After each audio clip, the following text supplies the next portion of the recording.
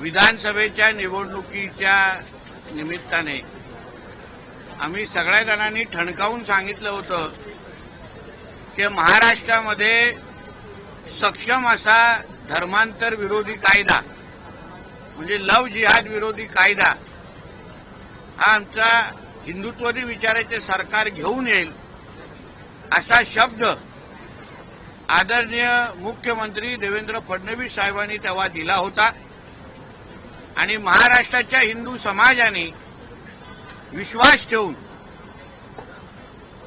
आपल्या हक्काचं हिंदुत्ववादी विचाराचं सरकार महाराष्ट्रामध्ये निवडलं आणि आज मला मनापासून समाधान वाटतंय की आज महाराष्ट्रामध्ये एक सक्षम धर्मांतर विरोधी कायदा हा कॅबिनेटमध्ये पास झालेला आहे।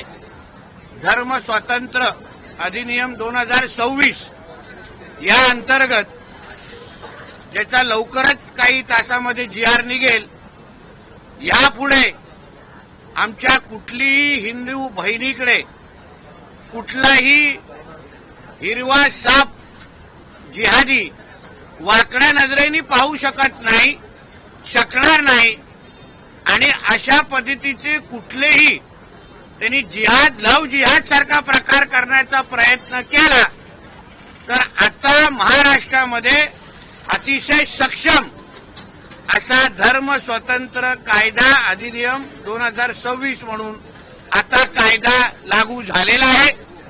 यासाठी मी आमचे आदरणीय हिंदुत्ववादी विचाराचे मुख्यमंत्री देवेंद्र फडणवीस साहेब, दोन्ही उपमुख्यमंत्री आणि पूर्ण कॅबिनेटचा मी मनापासून आभार मानतो।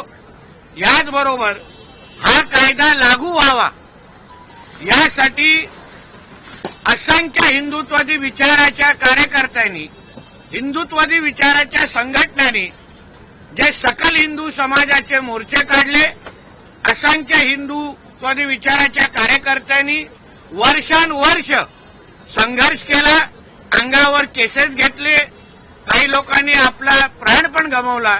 या सगळ्यांच्या मेहनतीमुळे, प्रयत्नांमुळेच आज हा दिवस महाराष्ट्रामध्ये आपल्याकडे एक अत्यंत कडक असा धर्मांतर विरोधी कायदा हा लागू झालेला आहे।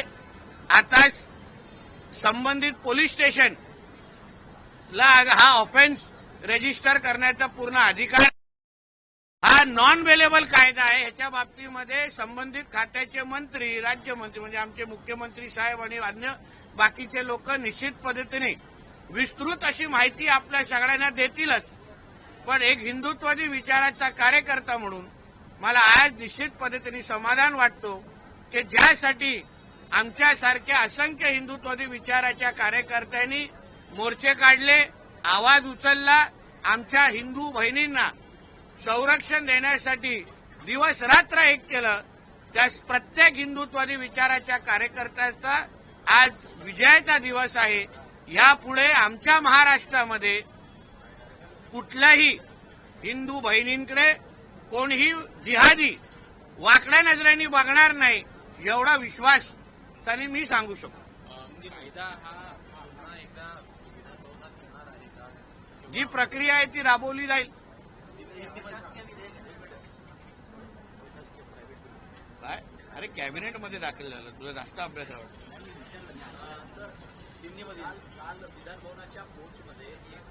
हमारे महाराष्ट्र में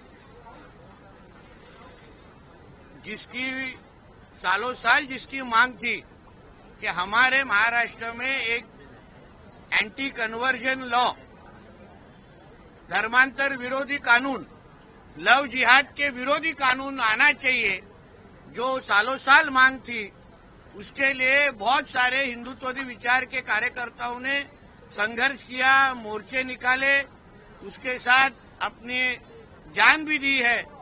आज मैं अभिमान से कह सकता हूं, गर्व से कह सकता हूं कि हमारे देवाभाऊ के महाराष्ट्र में एक बहुत ही सक्षम ऐसा धर्मांतर विरोधी कायदा आज कैबिनेट ने पास किया। उसका जल्द ही उसका GR निकलेगा और महाराष्ट्र में अभी कोई भी धर्मांतर करने की जोर जबरदस्ती करेगा तो उसको नॉन बेलेबल ऑफेंस के अंदर उसको अरेस्ट किया जाएगा। उसको उसके अलग अलग जो टेक्निकल पॉइंट्स है उसके बारे में जल्द ही आपको सबको मालूमात दिए जाएगी।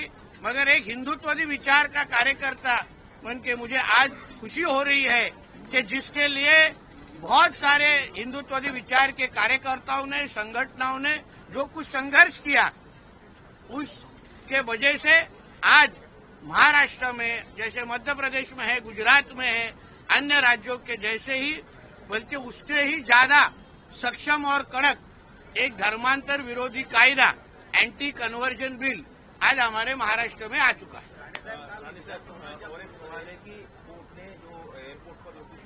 अरे ह्याच्यावर काय प्रश्न असेल ते विचारा ना, एवढा ऐतिहासिक दिवस आहे, तुम्हाला विषयाचा गंभीर कळत नाही। राज्यांमध्ये हा कायदा लागू झालाय, मात्र सर्वोच्च न्यायालयामध्ये या संदर्भात अनेक एक लक्षात घ्या, कॉन्स्टिट्युशनली पण हा कायदा अभ्यास करून त्याच्याही रेफरन्स आम्हाला कॅबिनेटमध्ये सांगितलं गेलं की कॉन्स्टिट्युशनली हा कायदा नेहमीही सर्वोच्च न्यायालयाने त्याला समर्थन मदतच केलेली आहे किंवा कॉन्स्टिट्युशनली याला सपोर्टच केलेला आहे, म्हणून सगळ्या चौकटीत हा कायदा बसून याची अंमलबजावणी केली गेलेली आहे। पण ज्यांनी धर्मांतर केलेलं आहे त्यांना परत घेण्यासाठी संदर्भामध्ये काही उपाययोजना करण्यात येणार आहे। त्यासाठी घर वापसीच्यासाठी असंख्य वेगवेगळे दरवाजे उघडे आहेत। ज्यांना परत हिंदू धर्मामध्ये यायचं असेल त्यांना निश्चित पद्धतीने पूर्ण पद्धतीने ताकद आणि मदत दिली जाते आहे। पण इथे जी विशेष करून जर आपण पाहिलं असेल तर शिक्षण असेल किंवा आरोग्य असेल, वेगवेगळे आर्थिक आमिष दाखवून ख्रिश्चन मिशनरी मार्फत देखील मोठ्या प्रमाणात धर्मांतर सुरू होतं, तसे आरोप देखील करण्यात आले होते। पण याच ठिकाणी आर्थिक नाड्या कशा प्रकारे आवडल्या जातील काय? बघा, एक लक्षात घ्या, जेव्हा आता पहिलं काय व्हायचं, जेव्हा आम्ही कुठल्याही आमच्या हिंदू बहिणीला किंवा असे कुठलेही सामूहिक धर्मांतर व्हायचे कोणातरी मिशनरीच्या माध्यमातून, तेव्हा कुठलाही कायदा नसायचा ज्याच्या अंतर्गत आम्ही त्या व्यक्तीला मदत करू शकलो असतो। पण आता ते सक्षम पद्धतीने आता कायदा लागू आहे, म्हणून आर्थिक कुठेही फसवणूक झाली असेल, जबरदस्ती केली असेल, नातेवाईकांना पण कोणातरी चुकीची माहिती देऊन काही केलं असेल तर त्याची सगळी तरतूद। म्हणून आपल्याला विनंती आहे की कायदा आल्यानंतर व्यवस्थित वाचल्यानंतर आपल्याला एक गोष्ट निश्चित कळेल की ह्यापुढे कोणीही धर्मांतर करण्याची हिंमत आमच्या महाराष्ट्रामध्ये करणार नाही। पुढील अधिवेशनामध्ये कायदा पारित होईल असं अरे आलं ना या कायदा, तुमचा काय अभ्यास, पत्रकार आहे तुम्ही? नाही, तुम्ही याच्यात म्हणता ना, अरे कॅबिनेटमध्ये आला ना, आता अंमलबजावणी जीवार निघाला ना, त्याच्या तुझा अभ्यास कमी आहे रे बाबा। काय तू विचार ना, मला सांग ना, चल काय सभागृहात कुठे आलेला आहे? सभागृह पण कॅबिनेटमध्ये मान्यता मिळाली, जीआर आला तर येईल, ह्याच अधिवेशनात येणार ना। आता कॅबिनेटमध्ये आलं तर इथेच येणार ना, पुढच्या अधिवेशन कुठे राहिलं? तुम्ही तेच काय चोळून विचारतोय मला? नाही, मी विचारतो तुम्हाला की ह्याच अधिवेशन आहे ना बाबा, आज कॅबिनेटमध्ये आला तर पुढच्या अधिवेशन थांबायची काय गरज आहे? म्हणून नेहमी मोबाईलवर नाही, काही पुस्तकं पण वाचायची। फेरी ही सुरू झालेली होती, परंतु ती पुन्हा एकदा थांबवण्यात आली अरे आहे. परवा परत जाते, थांबवली कुठे? परवा परत सॅटर्डेला जाते। तुम्ही तिकीट घ्या आणि माझ्यावर चाला पाहिजे आपण सगळेजण, कशाला उगायचं? चांगलं काहीतरी झालं तर चांगलं बोला। आज परवा परत शनिवारी तिकीट बोट कोकणात चालली आहे, थांबवली आली नाही मॅडम। कायद्याला पूर्णपणे काय लव जिहाद कायद्याला पूर्णपणे विराम दिला लागेल। लव जिहाद कायदा लव जिहादाला पूर्णपणे लागला, त्याच्यात तोच हा विषय आहे ना।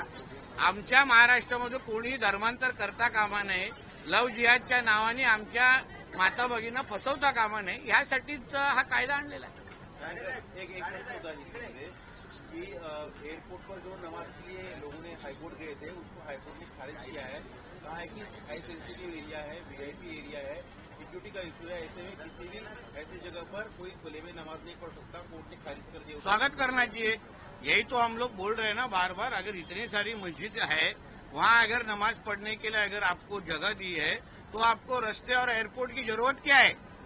मतलब हर जगह आपको इस तरीके की जोर जबरदस्ती करनी है, फिर इससे अच्छा फिर मस्जिदों को ताला लगा दो। अगर रास्ते पे और एयरपोर्ट पे करना है तो फिर मस्जिद क्यों चाहिए?